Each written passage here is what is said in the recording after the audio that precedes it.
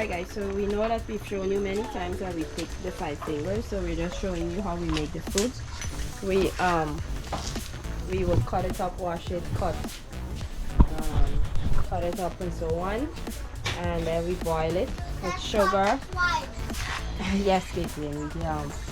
You use cinnamon, you can use the sticks or the powder, and you carry that down to a fairly dry state. And then after, if you want, you can use preserving powder, or you can use alcohol. You can use wines, and you can use the rum, and you soak that. This is chipped a bit fat, so we will need to grind this before we actually put it in cake. But if you're making things like buns and so on, you could just put it just like that. So we just wanted to show you how we make the fruits. Maybe you make yours a bit different, or you know another procedure. You can leave a comment, because we're always learning new methods. Excuse me guys, I found a tiny one. Oh, so Caitlin put me out of her video, but now she's trying to get in. It's the same time that we were doing the closing for the Herbies video. We were actually making the fruits at the same time.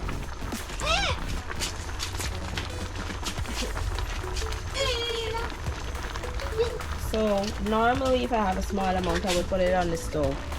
But the fruits the carambola does lose a lot of liquid.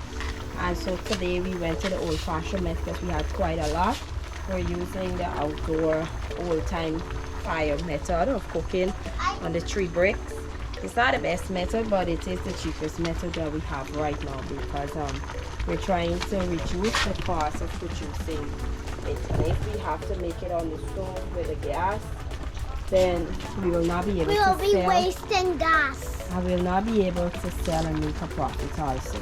As you can see, the fire here, it's much greater than if we were using a stove. We wouldn't be able to get this amount of heat and the surface coverage on the pot and this amount of boiling. So definitely will take a long time. This here has actually been boiling now for about 3.5 hours.